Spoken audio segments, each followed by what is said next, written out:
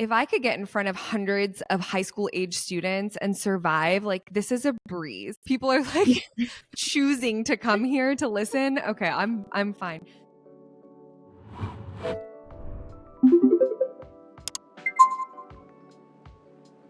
All right.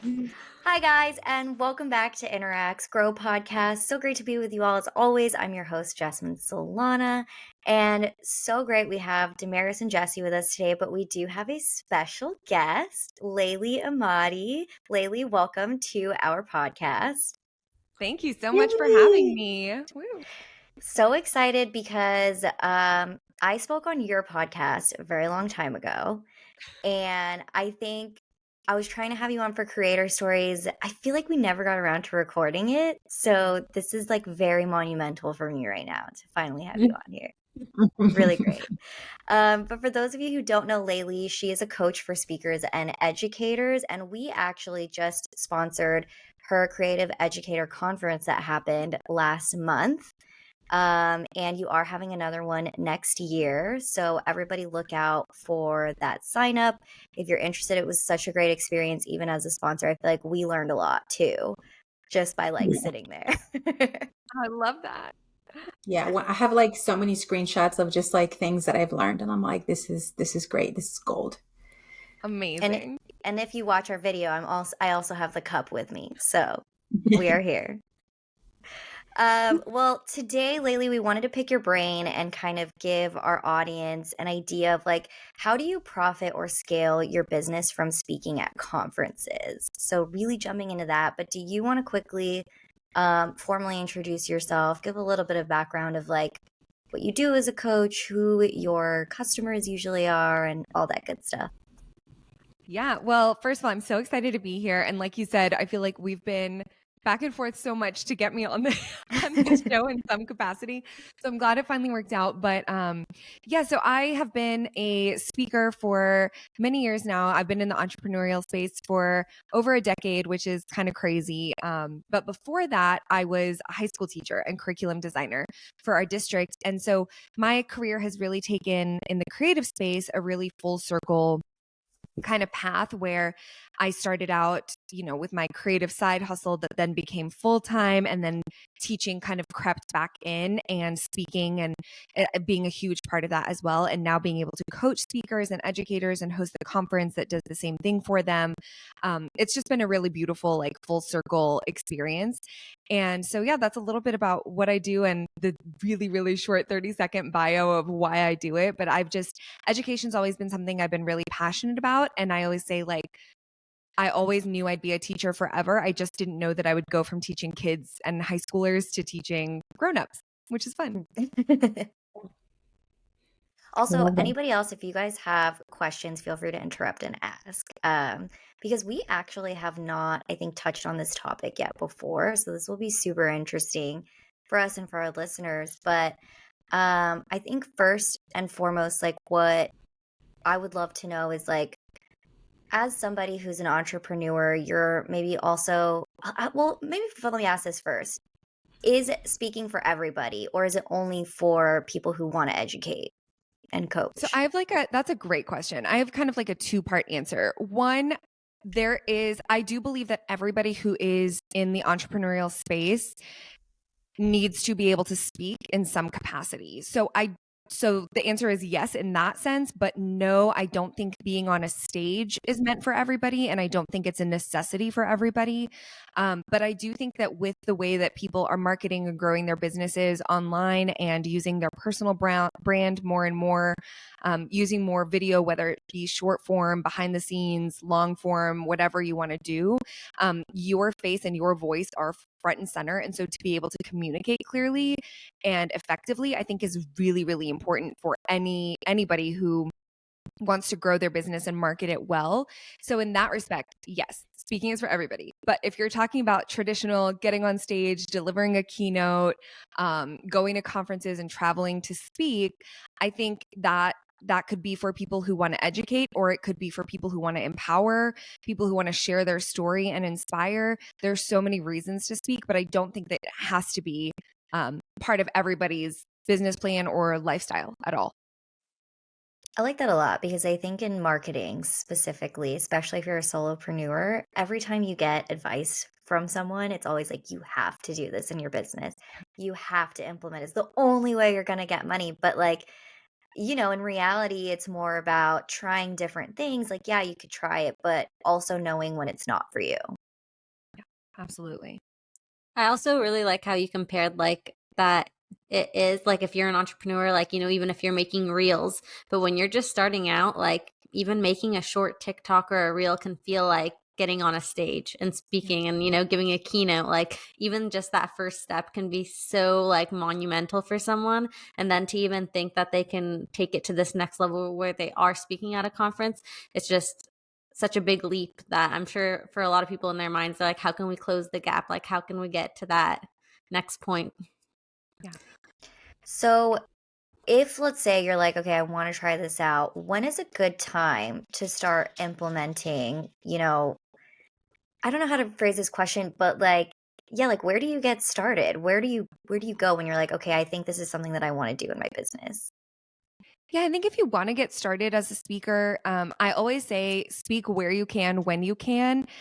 So, especially for if you're just getting started, kind of like Jesse said, even TikToks, even Instagram Reels, YouTube, virtually speaking, there are so many summits out there right now. And it's become really interesting to watch. I hosted a summit in 2020, obviously virtual summit in 2020, and that was kind of the beginnings of what is now just become like a rinse and repeat process for many people. I only did it that one time, but a lot of people will host these summits over and over again with like 10, 20, 40 speakers. And it's interesting because within the like creative entrepreneurial space, most of these are unpaid opportunities. So what we're starting to see is that a lot of seasoned speakers are saying no to many of these summits. And so there is like this opportunity for more novice speakers to come in and get their feet wet and really try things out and get some practice under their belt if they're willing to speak for free. And a virtual event is so nice because it's such a low lift for someone who's trying something for the first time. So if you want to go beyond your own channels and start getting in front of people and getting some practice in virtual summits, virtual speaking within other people's community groups, partnering with people who maybe want some education but don't have the budget to bring in like a really established speaker. Those are all great ways to get started. And then I always say if you can find a great speaking coach. Obviously, I'm saying that as a speaking coach, but I have my own coach as well. Like I invest in my own coach as a speaker because getting somebody to give you honest feedback is really hard as a speaker.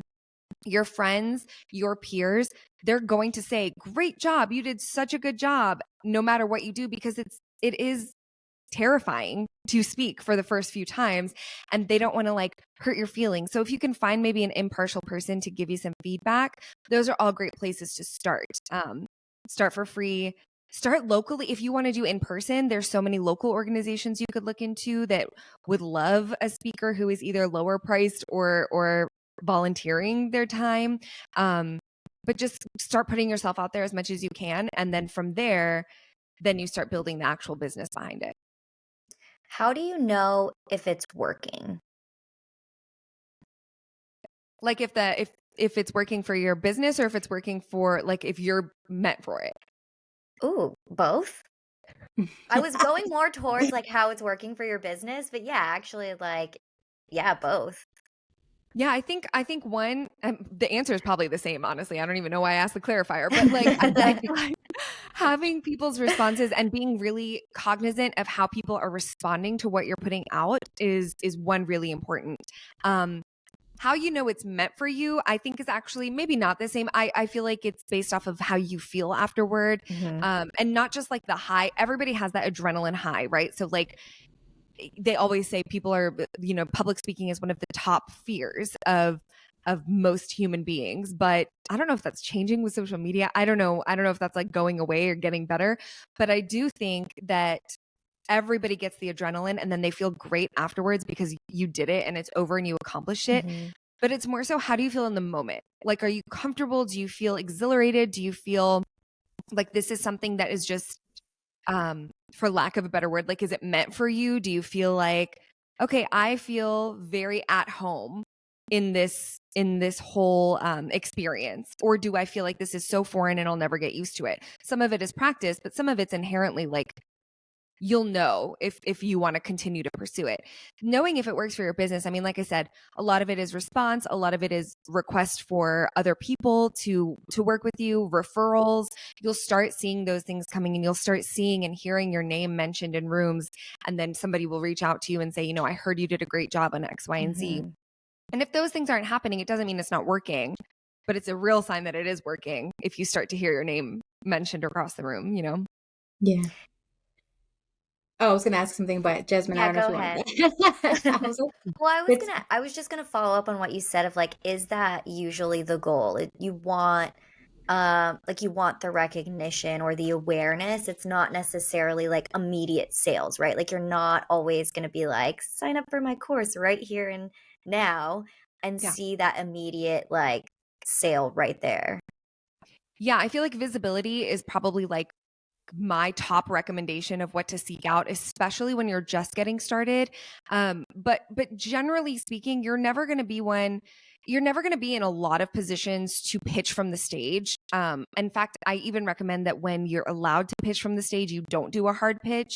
I think it's better to create visibility, to create that know, like, and trust with the audience, get them, you know, invested in you. Oh my God.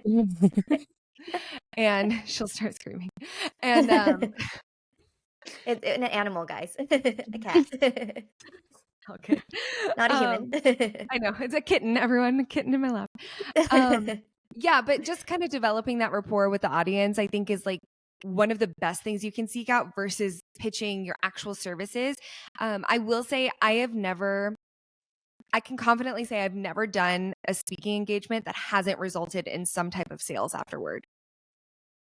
I yeah. love that. You know, and it's funny you say that because I remember when we were at your conference, you actually didn't want to pitch at the end of the conference. I remember that you were so, I don't want to say shy. Maybe you were, um, you just felt like, okay, I don't really want to sound like I'm pitching to you guys, but this is like a great opportunity for next year.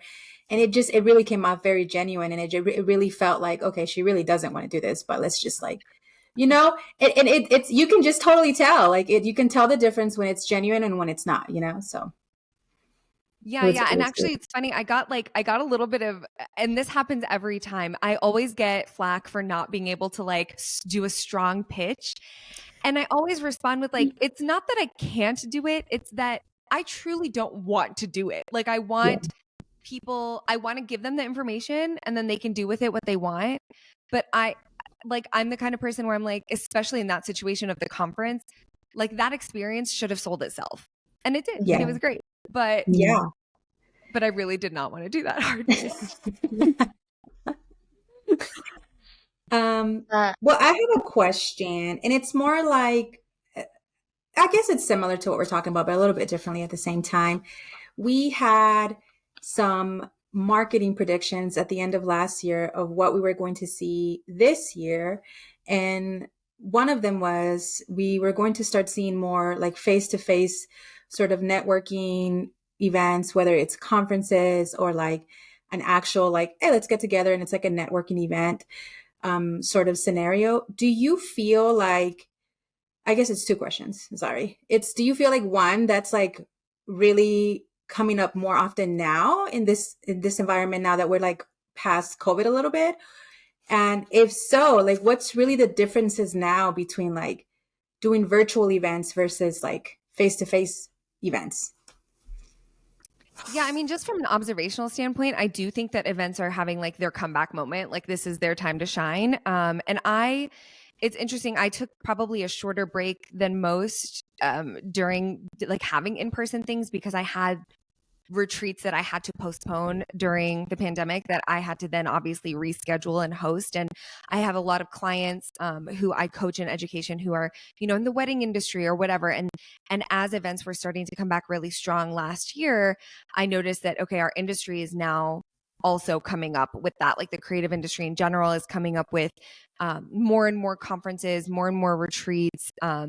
And I'm not seeing a decline in the amount of virtual events that are being hosted, But just observationally, I am seeing a decline in how invested people are in virtual events. Like, I'm not seeing people pull out their wallet quite as fast for something that's virtual, or even carve out the time that they might have carved out previously. Like, they might sign up for it and not actually tune in, or they might pick and choose and be just a little bit more selective about what it is in the virtual events that they're actually paying attention to.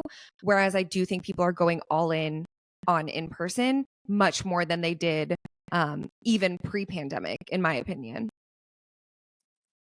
Yeah, that's interesting. I'm curious, do you feel that there's way more power behind in-person events versus virtual? Because just in my head, even I feel like when it comes to virtual ones, I would pick and choose what I'm going to attend.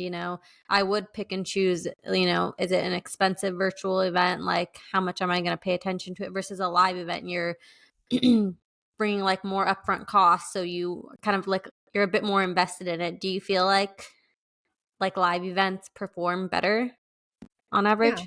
Yeah, absolutely. I mean, I think you're completely spot on in that. Like, it's so much more immersive, and I have seen virtual events done well where they are more immersive. Like, I've seen a higher level virtual event where they'll maybe send something in the mail, like a kit that like you get to unbox, and you get to have like everybody has cameras on, and everybody who is there is really invested and has to carve out the time.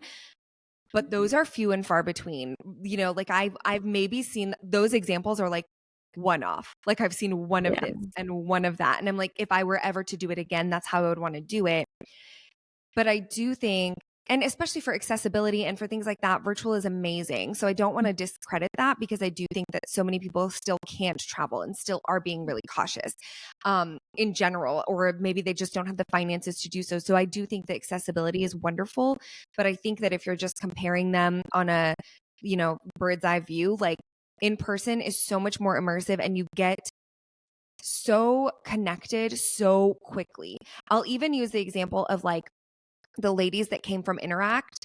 Like, I've talked to you guys for years now, just business to business, but like, there's something so different than like sitting in the lobby with a drink and having a chat and becoming, connected and building a relationship and a friendship versus emails and quick Zoom calls, So I just think that translates so well into events as well. Like, people just go 100% in versus, 40%.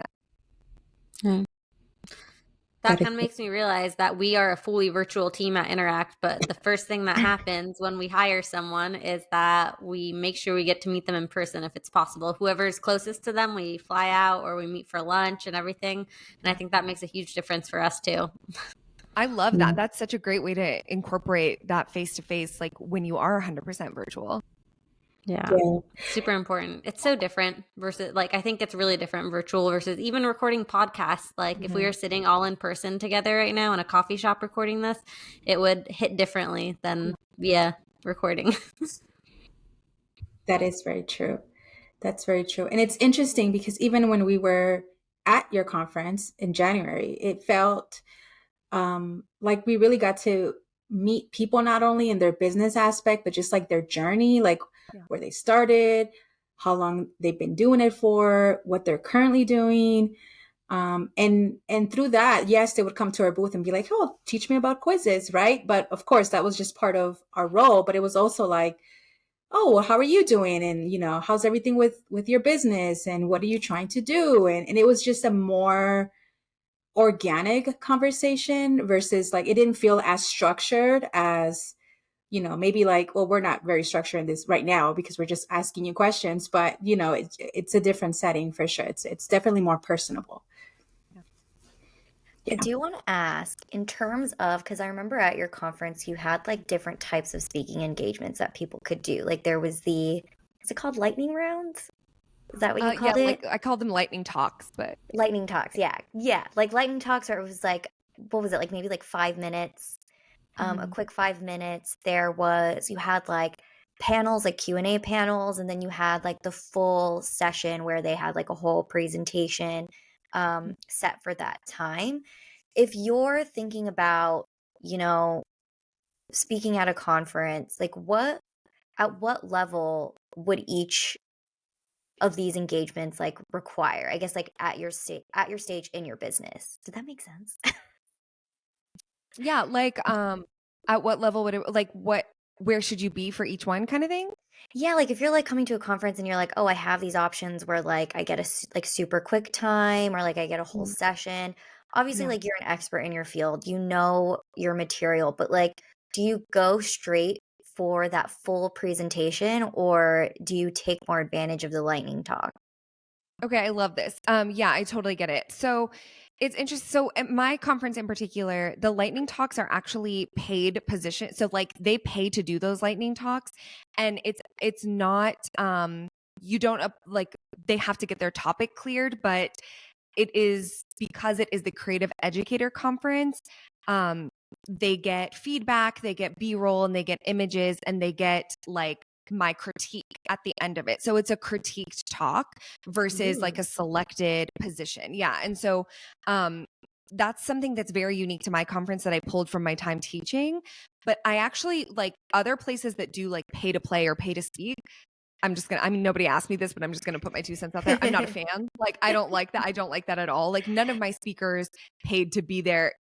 This was like a learning opportunity. So I just want to be really clear about that in case anybody's listening to this and they're like, oh, like I have to pay to do this. And it's like, well, a lot of people these days are trying to get people to pay, but I would maybe not do that. Oh gosh. Yeah. Y'all, my kitten just walked over the keyboard. I hope that didn't miss anything. She No, has her own 2 cents that she wants to bring Yeah. into this Like, conversation. listen to me right now.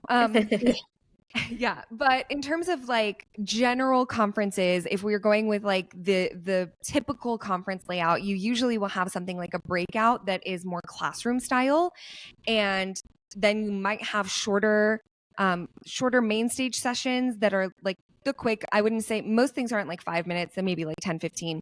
And then you'll have your like main keynotes. So those are, anywhere between 20 and 40 minutes. And those are like the headliners, right? So those are like the top people, and not top people in any hierarchy, but like those are the people that are headlining the conference typically.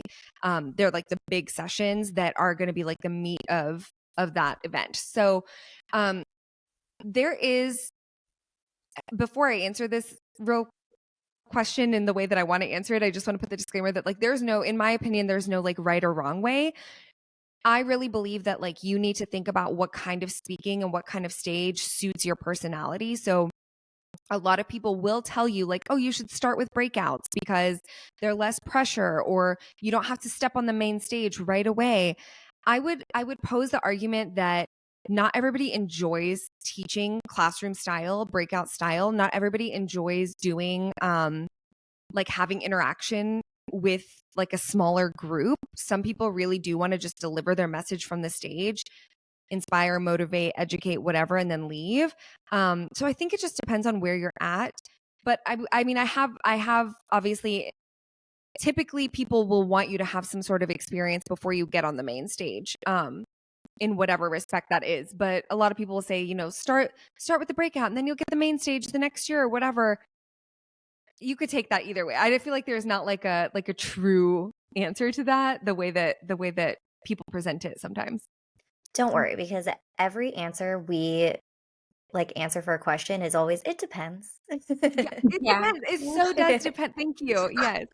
And I It just does like I depend. hate when I hear people like create this roadmap where I'm like, but maybe they don't want to do that. Yeah.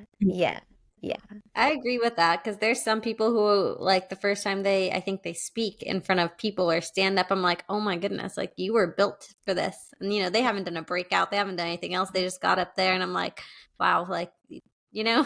so they could just jump straight to that point. But did you feel that way coming from teaching high schoolers, which I imagine is incredibly hard? I mean, it's immersive. It's also like you have to keep their attention. Like, did you, once you started like speaking at events for yourself, did you feel like, oh yeah, like this is easy. I was meant for this. I mean, honestly, it's one of those things I used to say it in the beginning of my speaking more so, but I would be like, if I could get in front of hundreds of high school age students and survive, like this is a breeze. People are like choosing to come here to listen. Okay, I'm fine. But I actually, interestingly enough, I loved breakouts when I was, and I still do. I think I prefer a breakout to a keynote because of that classroom style teaching. It just, to me, I like to be able to kind of break things down and make sure everybody's tracking and like touch base with everybody in the room. But I do love a keynote too. And I think that is, a lot of it is probably the training of working with the sassy little 16 to 18-year-olds. They're scary. I know I was in high school once. I don't know if I was that scary, but they are scary. Yeah, I still work with high school. Like I still go and work with the high schools a few times a year, and they are not less scary now. They're still scary. They're worse, probably. Yeah. How do you? But it's funny because when I think about and it's so unique that you have this teaching background, because it does give you an advantage, I think, in being able to adapt to different styles and personalities, and being able to just really be a great observant, because teenagers are they're like emotions running around wild all the time, and it's so interesting because even hearing you speak, you sound so eloquent. Like you would never think that Laylee's nervous speaking out loud, and you seem so organized and so personable. Like it's not easy to do that all day long. It's really not, and it's really amazing. Thank you. Kudos to you. Yeah, no, I love that you guys called that out, because my question was what, in your experience, what are some of the imposter syndrome sort of messages you've heard people tell themselves, and how can they overcome that? I'm sure there are a lot. Maybe give us your top 3. Yeah. I think one is the very top one is probably the definition of imposter syndrome, which is who am I to do this? Who am I to get on this stage? Nobody wants to learn from me. I don't know enough. I'm not good enough. I'm not thin enough. I'm not fit enough. I'm not young enough. I'm not old enough. The stories we tell ourselves are insane. And I think obviously they're all deep rooted into our childhoods and our adolescence, and how we've been, how we've identified ourselves over the years. And I would just say the biggest thing in terms of overcoming that is, and I hate to say this, but I will always say it, is you have to do it anyway. I mean, no matter how many of those feelings that you come up against, do it anyway. If you want to try, you need to just get up there and do it scared. And I say that having said all of those sentences to myself. My imposter syndrome is not gone, and I don't think it's something that will ever go away. But I have 100% confidence has built up over the past decade, whereas when if I feel insecure now, I can overcome it a lot faster than I could before. And that's just a matter of practice, I think. So 1 is do it anyway. 2 is the more you practice, the less terrifying it gets.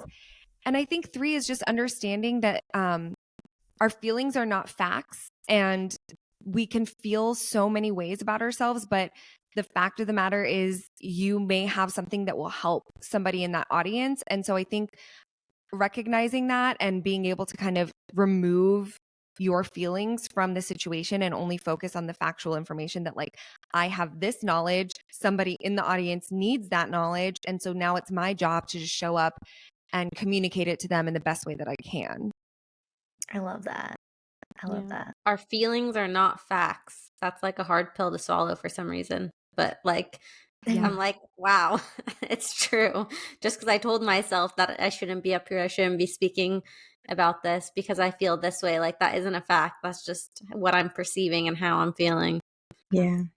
That kind of prompted a question for me, which is interesting because, as you say, sometimes you go up, you have these speaking engagements, or even if it's the lightning talks, right? How does a speaker measure success? How are they okay, this was good, whether it's business or themselves? Should they be setting themselves like micro goals before they go on stage, or should they just be like, all right, I'm just gonna wing it and see how I feel afterwards? Like, I guess what are like some small steps where a speaker can feel, okay, this was a good experience, or no, this was just like terrible experience. Like, say, I never want to do this again. Yeah, I think a couple things. One is you want to make sure that you're preparing as much as possible in advance so that you can set those. I like that term, micro goals. Like when I'm writing a talk or prepping for a presentation or a talk, I have it all written out, and I know I'm not going to say it verbatim. I'm not going to say it word for word, but I know that there are touch points that I want to make sure I'm delivering well. And so I think just having that preparation beforehand sets you up for understanding if you did well or if you didn't, like if it was working or if it wasn't. Obviously, audience response, did a joke land or did it fall flat and was it really awkward? And like, could you pivot from that?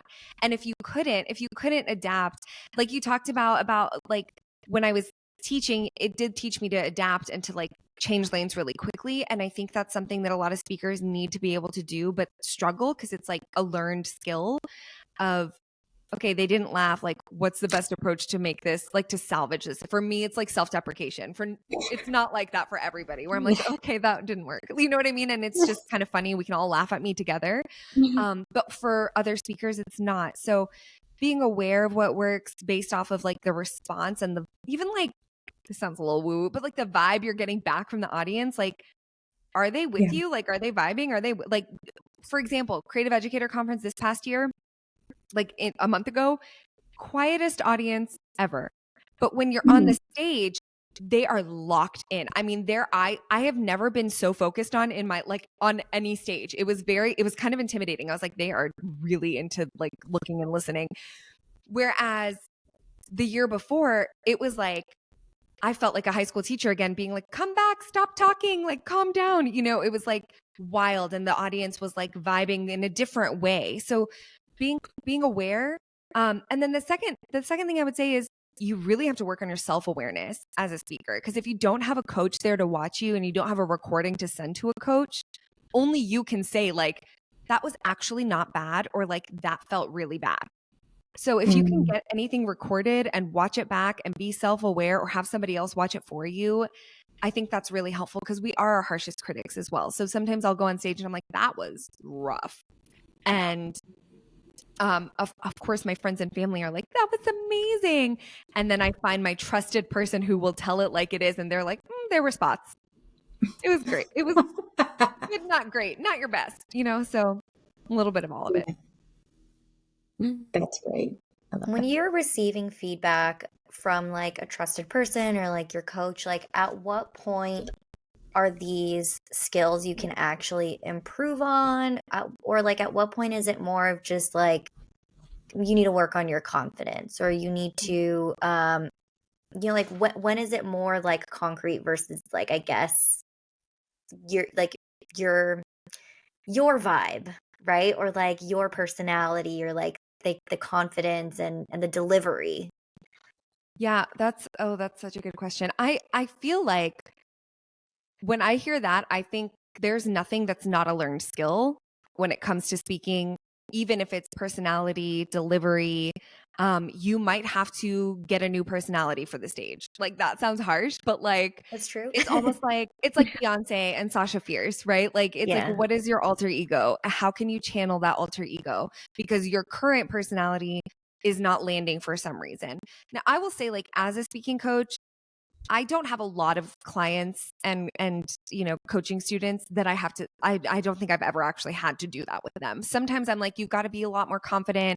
Let's work on that. And like I said, that is, I view confidence as a skill more than anything, because it's something that does require unlearning of whatever it is that got you insecure, maybe a little therapy, maybe, you know, like there's a lot you can do to build that up. But, you know, it does take time. And then as far as like, the other skills, like all of them can be learned. I just don't think that there's anything that's beyond fixing when it comes to being a great speaker, if you're willing to put in the work and the time. Now, if it's worth it to put in the work and the time for that person, like hard to say. Yeah, like one of those it depends answers It of depends. Yeah. well, yeah, like it would depend on like your comfortability, like your budget, like where your business is at, like what Yeah. are Your like goals, if you actually yeah, like like want to be a why do you speaker. want to speak? You know, Yeah. like what's that reason? No, I think that's like a super good answer because I think I mean even in terms of like I love that you said that like sometimes it is a personality thing because I don't know how you all feel about this, but every time I talk about podcasting, like I call it like you're on, like you Yeah. have to be on. And then we stop recording and I'm like, oh, okay, I can breathe. Yeah, that's so true. Yeah. You know, it's funny you say about like the confidence thing because we have a new team member at Interact and we were like, oh my God, she's going to be great at video. Like knowing, just seeing it, knowing just, it was something about her personality that you were like, this is going to be great. She's going to like be great at video versus like me, I'm very self-aware. I think I would be very self-critical about myself going on video and I would like literally freeze. I'll just be like, I can't do it. I just can't do it. This has to be turned off. But it's in podcasting is different. Like it feels like very conversational. It feels like I can have it doesn't feel like I'm on video, even though I am on video. It is so weird how these different personalities or maybe stages or however we want to call them, really you could have like different stages and you're going to be fine. It's just really just adapting to what like you're comfortable with and where you feel you can thrive in. I think being self-aware of that, I think could be important. I don't know if you guys agree or not, but Yeah. yeah. I'm curious, Laylee, who is a speaker that you like admire or you're like, wow, she rocks it or he rocks it every time on stage? And like, what are some things that you love that like speakers do? Like, do you like it when they crack jokes? Do you like it like, I don't know, who's someone you're like, they're really good? And I should be more prepared for this question for what I do. There's so many, and I feel like it's interesting because I watch so it many depends. talks. It depends. I watch so many speakers for my job to be able to like learn from them and see, what is it that I like, what is that thing that they have. So across industries, there are so many different speakers that I admire. And I'm trying to think like specifically in like the creative industry where maybe people can like access easier. Obviously, like people like Brené Brown, who are amazing authors and thought leaders. And when they get on stage, they're just very comfortable. They did a Netflix special with her. And like, if you just watch the way she speaks, it's just very natural to her. And she doesn't, I guess I'll answer this with more of like, what is it that I admire about people? It's not that if they crack jokes or make you cry, it's like whatever they're doing is 100% organic to who they are at their core. Like the speakers who don't try to fit the mold of what they've seen successful speakers do are the ones that I love to listen to. So whether that's somebody who's a really emotive and like just very like moving emotional speaker, I am not that person. Like I'm a person that likes to crack jokes and I like to be really more educational and fact-based driven and like data driven, and that's how I kind of present. Is I present like a teacher. Like I talk like a teacher, I teach like a teacher. So I'll never say never. I have in the past given a few kind of more motivational talks that talked about things that are really personal to me that have been more emotional.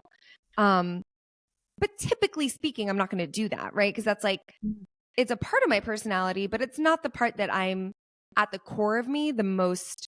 Like every day I'm not going around like spouting poetry, but I am being silly and cracking jokes and making people laugh. And like, that's something that's true to me.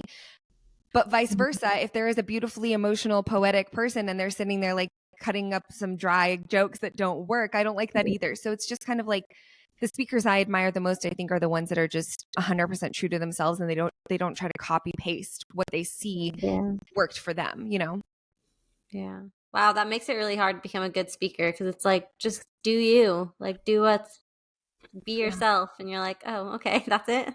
Yeah. No, but I think once people realize that, they're like, oh, that's why it wasn't working. Like, that's why when I got on stage, I didn't get the same response that somebody else did.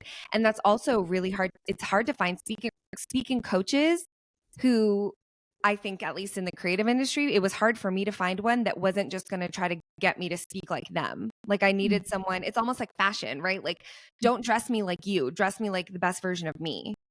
Yeah. Wow. That's a great example. I So should this save would be a that. That was tough. good. You should. Yeah. Good thing this is recorded.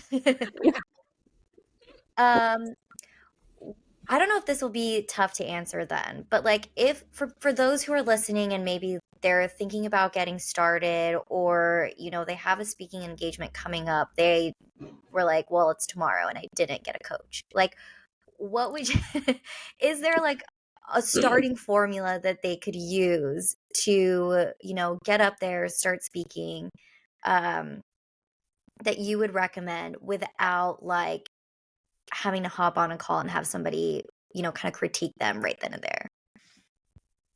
Yeah. Okay. So first of all, like if you have a speaking engagement tomorrow and you haven't prepped for it, I don't know what to tell you. Fail. Leave. Yeah. You have bigger problems today, okay? No, I'm just kidding. I honestly like first thing is I would never say just try really hard not to wing it. I think a lot of people use that as kind of a cop out of like I do better on the fly, like I do better unrehearsed. And it's like no, the most natural thing could be the most rehearsed thing. You got to know what you're going to say. So I'd say that's first and foremost is even if it's tomorrow, you need to write out your talk. You need to write it out, practice it, read it through, make sure that things are actually translating into what you want the audience to walk away with.